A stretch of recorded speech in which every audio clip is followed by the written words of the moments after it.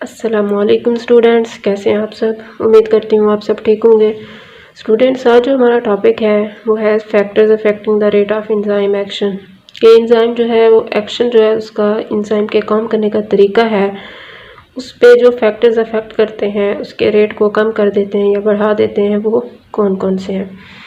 तो फैक्टर पहले हम देख लेते हैं कि फैक्टर क्या चीज़ है। फैक्टर जो होता है ये फंक्शनल स्पेसिफिसिटी ऑफ एंजाइम होती है, जो किसकी वजह से होती है, स्पेसिफिक केमिस्ट्री। जो एंजाइम की केमिस्ट्री होती है, मतलब कि केमिकल कंपोजिशन एंजाइम की होती है, उसकी वजह से होती है, या फिर एंजाइम की कॉन्फ़िगरेशन की वजह से होती है। कॉन्फ़िगरेशन क्या है, उसकी जो एंजाइम की एक स्पेसिफिक शेप होती है। एंजाइम की स्पेसिफिक शेप या फिर उसकी स्पेसिफिक केमिस्ट्री की वजह से इसकी जो वो होती है, एंजाइम की स्पेसिफिसिटी होती है, ये भी क्या होती है, फंक्शनल स्पेसिफिसिटी होती है। मतलब क्या है कि इसके जो काम करने का तरीका होगा वो भी स्पेसिफिक होगा। किसकी वजह से होगा, इसकी मखसूस केमिकल कंपोजिशन और मखसूस इसकी शक्ल की बिना पर। फिर फैक्टर जो है ये क्या चीज़ है, any substance that alter chemistry. कोई भी ऐसी चीज़ जो क्या करती है, उसकी केमिस्ट्री को तब्दील कर देती है या फिर उसकी कॉन्फ़िगरेशन को, मतलब कि उसकी शक्ल को तब्दील कर देती है। फिर वो क्या करती है, चेंज कर देती है रेट ऑफ रिएक्शन को। अब साफ ज़ाहिर है जब उसकी जो शक्ल है वो भी चेंज होगी, उसकी कंपोजिशन वो भी सारी चेंज हो गई, तो उसका काम भी वो नहीं रहेगा, उसका सारा काम चेंज हो जाएगा। इसी वजह से कुछ ऐसे इंपॉर्टेंट फैक्टर हैं जो अफेक्ट करते हैं रेट ऑफ एंजाइम एक्शन पे। वो कौन कौन से हैं, 4 फैक्टर्स हैं जो एंजाइम की एक्टिविटी पे असरअंदाज होते हैं। एंजाइम कंसंट्रेशन है, सबस्ट्रेट कंसंट्रेशन है और टेम्परेचर है। इसके अलावा पीएच ऑफ मीडियम है। तो पहले हम डिस्कस कर लेते हैं एंजाइम कंसंट्रेशन को, कि एंजाइम की जो कंसंट्रेशन होती है वो किस तरीके से रेट ऑफ रिएक्शन के ऊपर अफेक्ट करती है। तो सबसे पहले हम क्या देख लेंगे, एंजाइम कंसंट्रेशन को डिस्कस करने से पहले कि हमें जो सबस्ट्रेट की कंसंट्रेशन है वो अनलिमिटेड रखनी होगी। अगर हम क्या करते हैं, सबस्ट्रेट को अनलिमिटेड रखते हैं, सबस्ट्रेट जो है वो है अनलिमिटेड। अनलिमिटेड का क्या मतलब है, ला तादाद है, उनकी कोई तादाद नहीं है, बहुत ज़्यादा है अपनी तादाद में। हम सबस्ट्रेट की कंसंट्रेशन को अनलिमिटेड रखते हैं, मतलब कि उसकी कोई गिनती नहीं रखते। फिर हम क्या करते हैं, जो अमाउंट ऑफ एंजाइम होगी या एंजाइम की जो कंसंट्रेशन होगी, ये अगर हम बढ़ाते जाएंगे तो रेट ऑफ रिएक्शन भी बढ़ता चला जाएगा। हम क्या लिख सकते हैं इधर, कि एंजाइम की जो कंसंट्रेशन होगी, एंजाइम कंसंट्रेशन या एंजाइम की अमाउंट, ये डायरेक्टली प्रोपोर्शनल होती है किस चीज़ के, रिएक्शन रेट के। जो उसका रिएक्शन का रेट होगा वो इसके डायरेक्टली प्रोपोर्शनल होगा, किसके, एंजाइम की कंसंट्रेशन के। लेकिन शर्त क्या है, सबस्ट्रेट अनलिमिटेड हो, सबस्ट्रेट की कोई गिनती ही ना हो, हम उसकी कोई तादाद ही ना रखें। फिर हम क्या करें, अगर एंजाइम की कंसंट्रेशन को डबल कर दें तो रेट ऑफ रिएक्शन भी डबल हो जाएगा। अगर हम इसको कम कर दें तो रेट ऑफ रिएक्शन भी कम हो जाएगा। उसके बाद क्या होता है कि जब हम एंजाइम की कंसंट्रेशन को या एंजाइम के मॉलिक्यूल्स को बढ़ाते जाएंगे, अगर फर्ज करें हमने इसको एंजाइम की कंसंट्रेशन को बढ़ाया है, तो इसका रिजल्ट क्या होता है, एक्टिव साइट्स बढ़ती हैं, एक्टिव साइट्स इंक्रीज होंगी। ये साइन क्या, ऊपर जो तीर का निशान होता है ये शो करता है कि इसकी कंसंट्रेशन या जो चीज़ होती है वो बढ़ रही होती है। अगर हम नीचे डाउन नीचे करते हैं उसका एरो का निशान, तो वो क्या होता है, उसकी कंसंट्रेशन कम हो रही होती।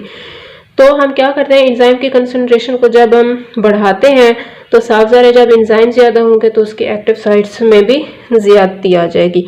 उसके बाद क्या होगा, जब एक्टिव साइट ज़्यादा हैं तो सबस्ट्रेट भी हमारे पास वैसे ही ज़्यादा थे। फिर क्या होगा, एक्टिव साइट ज़्यादा हैं और सबस्ट्रेट भी ज़्यादा हैं। फिर क्या होगा,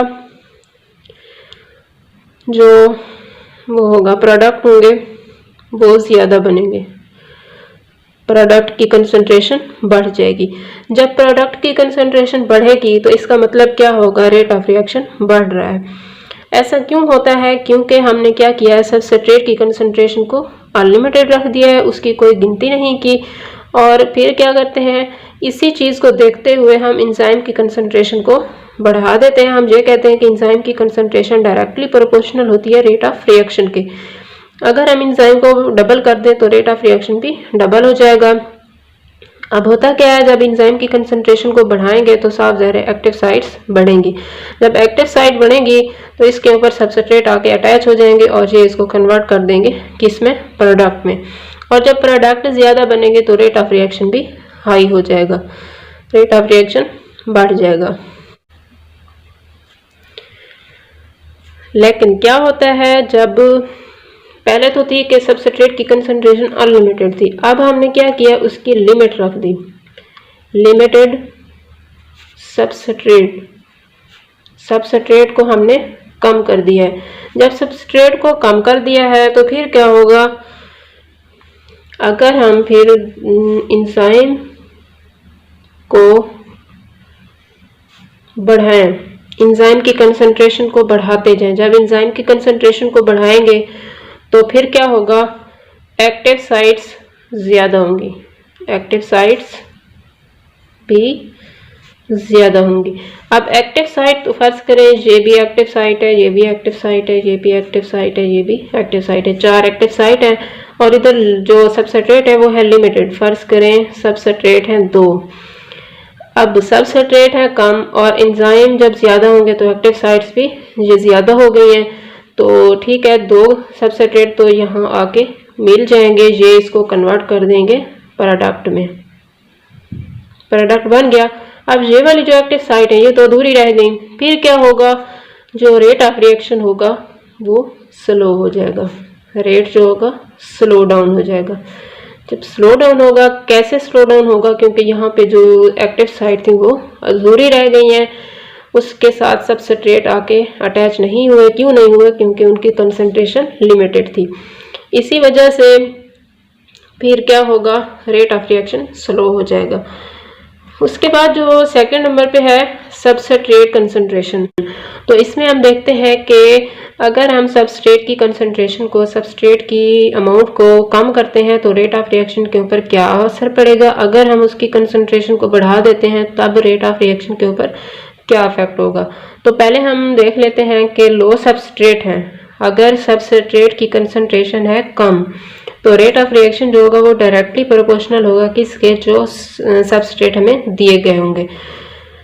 और फिर क्या होता है, अगर हम कर देते हैं इंजाइम की कंसंट्रेशन को कांस्टेंट, मतलब इसमें कोई तब्दीली नहीं लेते, इसमें हम इंजाइम की मिकदार को ना तो बढ़ाते हैं ना ही कम करते हैं, उसके बाद क्या करते हैं, सबस्ट्रेट की कंसंट्रेशन को बढ़ा देंगे। इधर कम थी और हमने यहाँ पे इंजाइम उसकी सबस्ट्रेट की कंसंट्रेशन को बढ़ा दिया है। फिर क्या होगा, ठीक है, ये सबस्ट्रेट तो बढ़ गए लेकिन इंजाइम कांस्टेंट है। तो जब इंजाइम कांस्टेंट है, इंजाइम में कोई तब्दीली नहीं आ रही, हम इंजाइम को बढ़ा ही नहीं रहे, तो एक्टिव साइट क्या होंगी, कम होना शुरू हो जाएंगी, एक्टिव साइट्स डिक्रीज होंगी। जब एक्टिव साइट्स डिक्रीज होंगी और सबस्ट्रेट हैं ज़्यादा, फिर क्या होगा, जब सबस्ट्रेट भी ज़्यादा आ गए हैं और एक्टिव साइट हैं कम, तो एक्टिव साइट सारी फिल हो जाएंगी और एक्स्ट्रा क्या बच जाएंगे, सबस्ट्रेट। इसका मतलब क्या है कि सबस्ट्रेट के बढ़ने से, जब इंजाइम को हम कांस्टेंट रखते हैं, सबस्ट्रेट के बढ़ने से रेट ऑफ रिएक्शन के ऊपर कोई असर नहीं पड़ेगा। ऐसा क्यों होता है, क्योंकि जो सबस्ट्रेट का लेवल हाई हो जाता है और हम इंजाइम को कांस्टेंट रखते हैं तो एक्टिव साइट्स इंजाइम की सारी ऑक्यूपाइड हो जाती हैं। और फिर क्या होगा, जो हम सबस्ट्रेट के लेवल को चाहे बढ़ाते जाएं उसके ऊपर, रेट ऑफ रिएक्शन के ऊपर कोई असर नहीं पड़ेगा। फ़र्ज़ करें यहाँ पे इंजाइम है, हम ऐसे फ़र्ज़ कर लेते हैं 8 इंजाइम है, 8 इंजाइम है और एक्टिव साइट्स भी कितनी होंगी, 8, 1 2 3 4 5 6 7 8। अब एक्टिव साइट्स हैं 8 और हमने सबस्ट्रेट को बढ़ा दिया है। सबस्ट्रेट कितने हैं, फ़र्ज करें 10 हैं या 12 हैं, फ़र्ज करें ये 12 हैं। अब क्या होगा, यहाँ पे जो इंजाइम है कांस्टेंट, ये क्या करेंगे, इसके साथ मिलते जाएंगे जो इसको दिए हुए हैं। अब इसने इसके क्या बना दिए, आगे प्रोडक्ट बना दिए, 8 प्रोडक्ट बन गए। उसके बाद ये जो बची हुई हैं 4 जो है सबस्ट्रेट अभी बच गए हैं, ये वाले 4 सबस्ट्रेट बच गए हैं। तो इसका क्या मतलब है, क्योंकि उसकी एक्टिव साइट नहीं थी। जब एक्टिव साइट नहीं थी तो उसको अटैचमेंट के लिए एक्टिव साइट की ज़रूरत थी। तो एक्टिव साइट ही जब नहीं है तो वो प्रोडक्ट भी नहीं बनाएगा। जब प्रोडक्ट नहीं बनाएगा तो रेट ऑफ रिएक्शन क्या हो जाएगा, रेट ऑफ रिएक्शन डाउन हो जाएगा। जब रेट ऑफ रिएक्शन डाउन होगा तो इसका मतलब क्या है कि हमने ये कहा है कि लो सबस्ट्रेट है तो rate of reaction directly proportional है। अगर हम क्या करते हैं, सबस्ट्रेट को इंक्रीज करते हैं लेकिन एंजाइम को कांस्टेंट रखते हैं तो rate of reaction inversely proportional हो जाए, उलट हो जाएगा। क्योंकि हमने एंजाइम को इंक्रीज नहीं किया, एक्टिव साइट इंक्रीज नहीं हुई, फिर इस तरीके से रेट ऑफ रिएक्शन जो होता है डाउन हो जाता है। अच्छा, एक और बात, जब क्या होता है सारी एक्टिव साइट्स ये जो ऑक्यूपाइड हो गई थी, ये वाली एक्टिव साइट्स सारी की सारी ऑक्यूपाई हो गई और सबस्ट्रेट को की अटैचमेंट के लिए कोई जगह नहीं थी, तो इस पॉइंट को कहते हैं सैचुरेशन पॉइंट, जहाँ पे बाकी सबस्ट्रेट के लिए जगह नहीं होती, सारी एक्टिव साइट्स ऑक्यूपाई हो जाती हैं। अगर हम क्या करते हैं, सैचुरेशन को हमें इंक्रीज करना हो तो हमें क्या करना पड़ेगा, एंजाइम की कंसंट्रेशन को भी इंक्रीज करना होगा। इस ग्राफ को आप गौर से देखें, यहाँ पे है सबस्ट्रेट की कंसंट्रेशन और यहाँ पे क्या है, रेट ऑफ रिएक्शन। अब क्या होता है, ये है एंजाइम बी की कंसंट्रेशन और ये है एंजाइम ए की कंसंट्रेशन। जो एंजाइम बी होता है यहाँ पे है लो एंजाइम, ये लो क्योंकि ये नीचे है, और ये क्या है, हाई एंजाइम की कंसंट्रेशन होती है इधर। अब क्या होता है, ये जो है लो एंजाइम है तो सैचुरेशन इसकी जल्दी आ गई। ये यहाँ से शुरू हुआ, पहले यहाँ पे इसकी जो एक्टिव साइट्स थी अवेलेबल थी, यहाँ पे इस पॉइंट पे एक्टिव साइट्स जो थी मौजूद थी, इसी वजह से प्रोडक्ट बनते गए। और बाद में क्या होता है, जब हम उसको एंजाइम की कंसंट्रेशन को कांस्टेंट कर देते हैं, यहाँ पे कांस्टेंट करते हैं, और फिर क्या होता है, सबस्ट्रेट को बढ़ाते जाएं, फिर एक्टिव साइट्स नहीं होंगी, सारी ऑक्यूपाई हो जाएंगी, और इन पॉइंट्स को क्या कहेंगे, सैचुरेशन पॉइंट, जहाँ पे एक्टिव साइट्स ऑक्यूपाइड हो गई होती हैं। फिर जो दूसरा है एंजाइम ए, यहाँ पे हाई कंसंट्रेशन होती है एंजाइम की और इसी वजह से सैचुरेशन भी देर से होती है इसकी। ये देखें, यहाँ पे ये जल्दी हो गई और यहाँ पे सैचुरेशन थोड़ी लेट हुई। इसी वजह से हम अगर सैचुरेशन को बढ़ाना चाहते हैं तो हमें एंजाइम की कंसंट्रेशन को भी बढ़ाना होगा। उसके बाद है टेम्परेचर। टेम्परेचर जो इसका तीसरा फैक्टर है, एंजाइम की एक्टिविटी पे असरअंदाज होता है। टेम्परेचर जो होता है ये भी रेट ऑफ जो एंजाइम एक्शन होता है, अगर हम टेम्परेचर को बढ़ा देंगे तो रेट ऑफ रिएक्शन भी बढ़ जाएगा। हम क्या लिखेंगे, रेट ऑफ रिएक्शन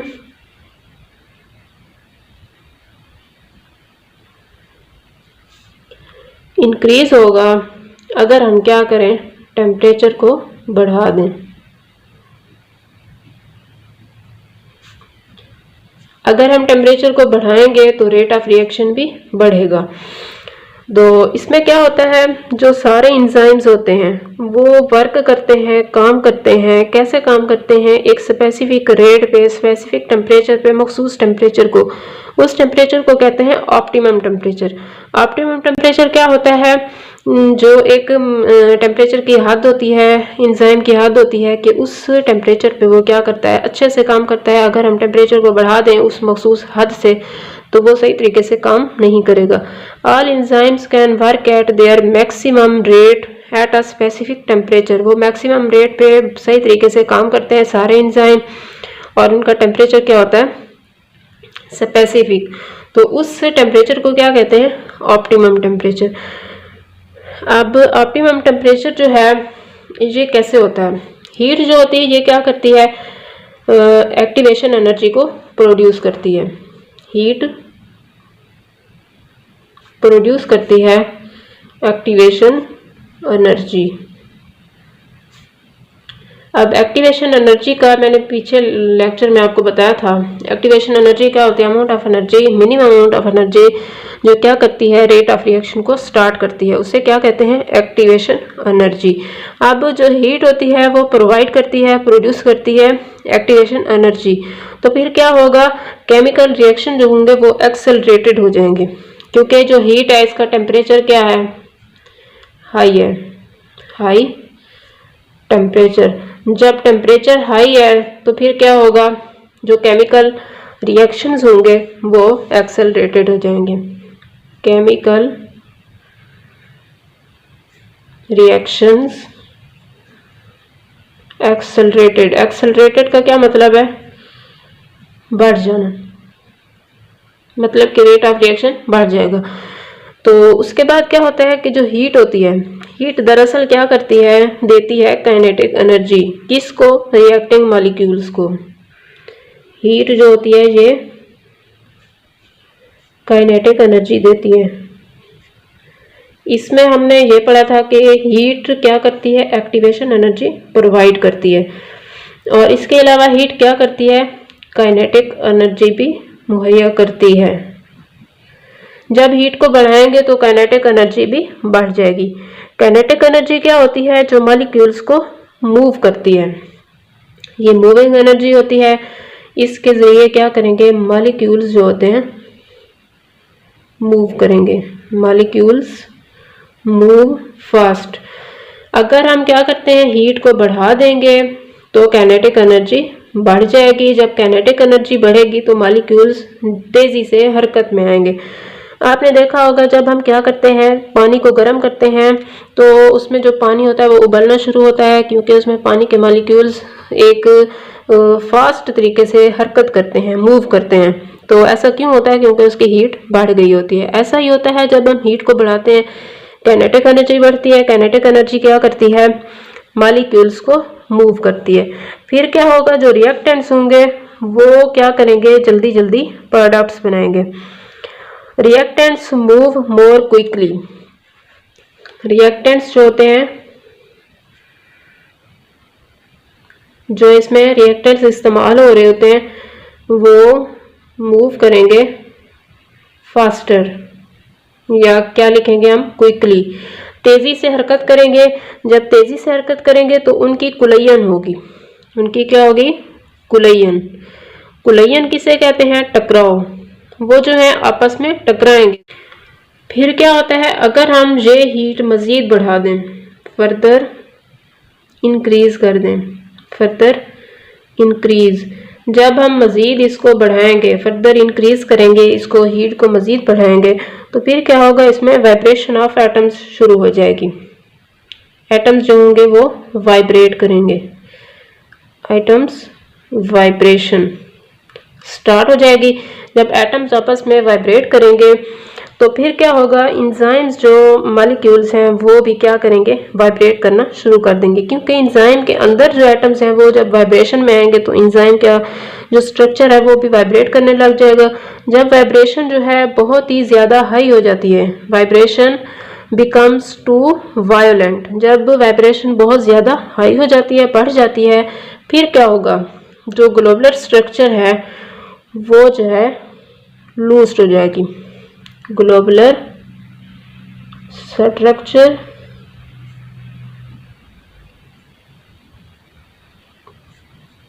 इसकी क्या होगी? डिस्ट्रॉय हो जाएगी या लूज हो जाएगी। मतलब क्या है कि एंजाइम जो है, अगर हम उनको बहुत ज़्यादा हीट करते हैं, उसको गर्म करते हैं, पहले क्या होता है? उसके एक्टिवेशन एनर्जी ज़्यादा होगी। एक्टिवेशन एनर्जी क्या है? जो किसी भी केमिकल रिएक्शन को शुरू करती है। फिर क्या करते हैं? हाई टेम्परेचर जो होता है वो केमिकल रिएक्शन को एक्सेलरेट कर देता है, क्योंकि हमने हीट को बढ़ाया है। अब हीट क्या करती है? इसका दूसरा काम क्या है कि ये काइनेटिक एनर्जी को बढ़ा देती है। काइनेटिक एनर्जी के बढ़ने से मॉलिक्यूल्स क्या होंगे? बहुत तेज़ी से हरकत करेंगे। फिर क्या होगा? रिएक्टेंट्स जो होते हैं वो तेज़ी से हरकत करेंगे और उनके दरमियान टकराव का ज़्यादा चांस होगा, कुलयन होगी। फिर क्या करेंगे? अगर हम फर्दर इंक्रीज करते हैं हीट को तो उसके जो एटम्स होते हैं एंजाइम के वो वाइब्रेशन शुरू कर देते हैं। जब वाइब्रेशन शुरू होगी तो ग्लोबुलर स्ट्रक्चर उसकी डिस्ट्रॉय हो जाएगी। तो इस तरीके से जो एंजाइम होता है, हम इसे क्या कहते हैं कि एंजाइम जो है डीनेचर्ड हो गया है।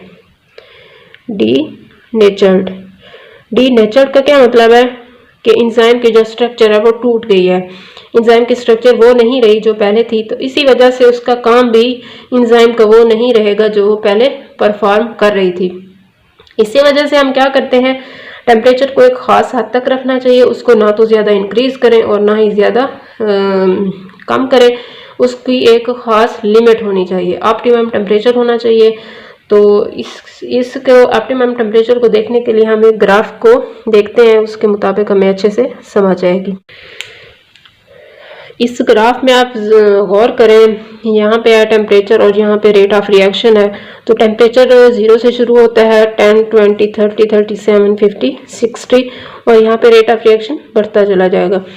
अब होता क्या है, यहाँ पे टेम्परेचर को हमने बढ़ाया है, 10 किया है, तो इन रेट ऑफ रिएक्शन बढ़ता चला जाएगा, ऐसे डबल होता जाएगा। जब यहाँ पे आएगा तो ये इसकी एक ख़ास लिमिट है।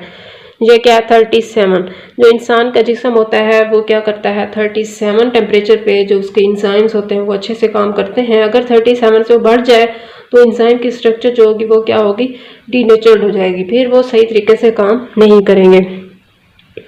अब होता क्या है, अगर एक और इनऑर्गेनिक रिएक्शन हो जाए तो फिर क्या होगा, ये ऑप्टिमम टेम्परेचर से आगे भी जा सकता है।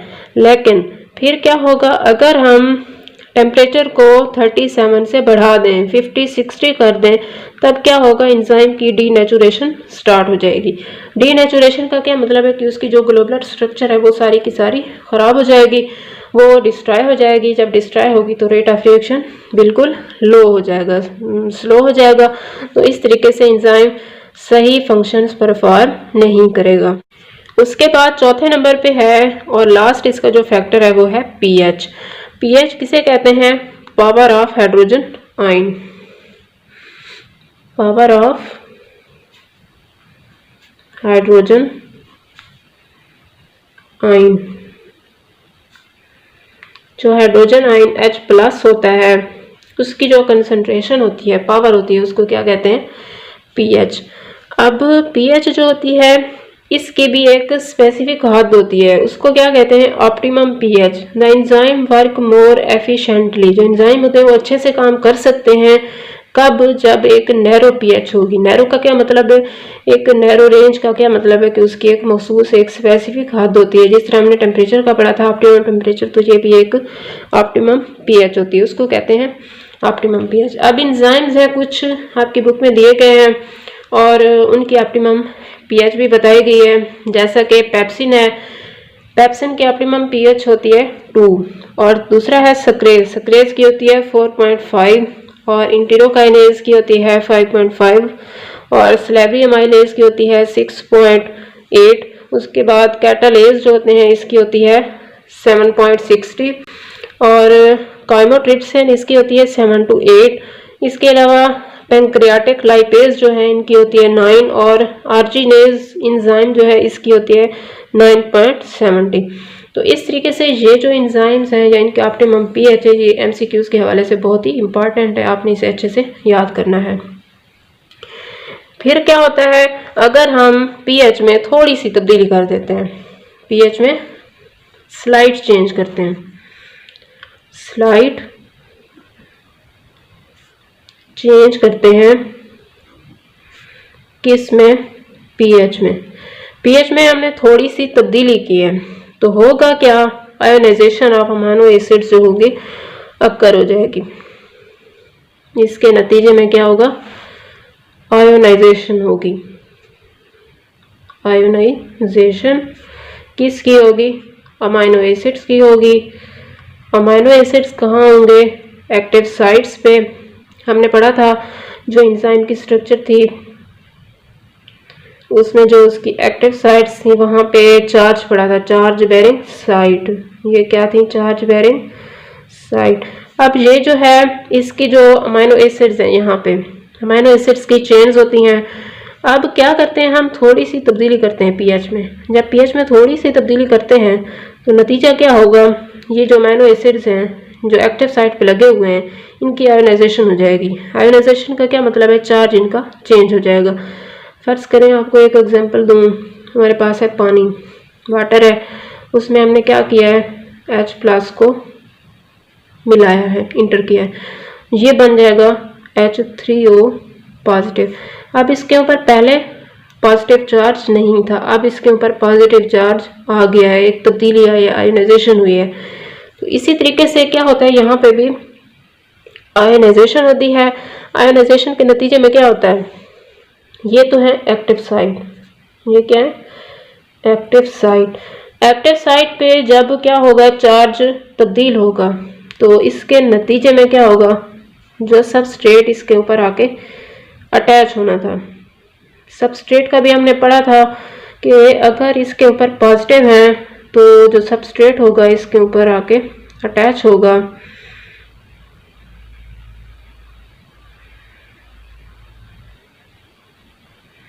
फर्ज करें ये है सबस्ट्रेट। अब सबस्ट्रेट के ऊपर क्या होंगे, नेगेटिव चार्ज, ये नेगेटिव चार्ज हैं और ये है पॉजिटिव। अब जब क्या होगा, हमने पीएच में तब्दीली किया है तो इसके पॉजिटिव किस में तब्दील हो जाएंगे, नेगेटिव में, और इसके जो नेगेटिव हैं या तो ये नेगेटिव ही रहेंगे या फिर क्या हो जाएंगे, जब इसके साथ ये अटैच होगा, इसके ऊपर आके अटैच होगा तो इसके ऊपर क्या होंगे, पॉजिटिव तो नहीं रहे क्योंकि ये चेंज हो गई, तो ये हो जाएंगे, ये भी नेगेटिव थे और ये भी नेगेटिव हैं, तो इस तरीके से इनकी अटैचमेंट सही नहीं होगी और फिर क्या होगा, प्रोडक्ट भी नहीं बनेगा। इसी वजह से ऐसी जो चेंज कंडीशन होती हैं ये एंजाइम की एक्टिविटी को क्या करती हैं, रिटार्ड कर देती हैं। रिटार्ड का क्या मतलब है, उसको कम कर देती हैं, या तो रिटार्ड करती हैं या फिर क्या करती हैं, ब्लॉक कर देती हैं, ब्लॉक कंप्लीटली, मुकम्मल तौर पर। अब होता क्या है, थोड़ी सी तब्दीली आई है तो उसको एंजाइम की जो एक्टिविटी थी, एंजाइम का जो काम था जब वो कर रही थी, इसके ऊपर सबस्ट्रेट अटैच नहीं हुआ तो ये थोड़ी सी इसकी एक्टिविटी रुक गई है। लेकिन क्या होता है, जब बहुत ज़्यादा तब्दीली आती है तो इसकी जो एक्टिविटी थी वो ब्लॉक भी हो सकती है कंप्लीटली तौर पर। अगर हम क्या करते हैं, एंजाइम के कंसंट्रेशन में एक्सट्रीम चेंजेस करते हैं, एक्सट्रीम चेंजेस। एक्सट्रीम चेंजेस का क्या मतलब है, बहुत ज़्यादा तब्दील कर देते हैं, थोड़ी सी तब्दीली नहीं करते बल्कि बहुत ज़्यादा तब्दील करते हैं, तो फिर क्या होगा, इसके जो एंजाइम्स के बॉन्ड होंगे वो टूट जाएंगे, बॉन्ड्स ब्रेक डाउन हो जाएगी, जो एंजाइम्स के बॉन्ड होंगे उसकी ब्रेक डाउन हो जाएगी। जब एंजाइम के बॉन्ड की ब्रेक डाउन हो गई तो नतीजा क्या होगा, एंजाइम जो होगा उसकी डीनेचुरेशन हो जाएगी, एंजाइम डीनेचुरेशन। एंजाइम जो था वो क्या हो गया, टूट गया है, उसकी ग्लोबुलर स्ट्रक्चर सारी की सारी तब्दील हो गई, चेंज हो गई, वो नहीं रही जो पहले थी और वो फंक्शन भी वो अब परफॉर्म नहीं करेगी जो वो पहले कर रही थी। तो इस तरीके से ये सारे फैक्टर्स क्या करते हैं, एंजाइम की एक्टिविटी के ऊपर असरअंदाज होते हैं। कौन कौन से फैक्टर्स हमने पढ़े हैं, एंजाइम की कंसंट्रेशन, उसके बाद सबस्ट्रेट की कंसंट्रेशन पढ़ी, टेम्परेचर की कंसंट्रेशन पढ़ी, फिर हमने पीएच को देखा। ये सारे फैक्टर्स जो हैं एक ख़ास तरीके से एंजाइम की एक्टिविटी के ऊपर असरअंदाज होते हैं। तो यहाँ तक के लिए अगर आपको कोई भी इशू है तो आप कमेंट सेक्शन में पूछ सकते हैं। नेक्स्ट हम देखेंगे लास्ट टॉपिक जो इनहिबिटर्स है उसको डिस्कस करेंगे।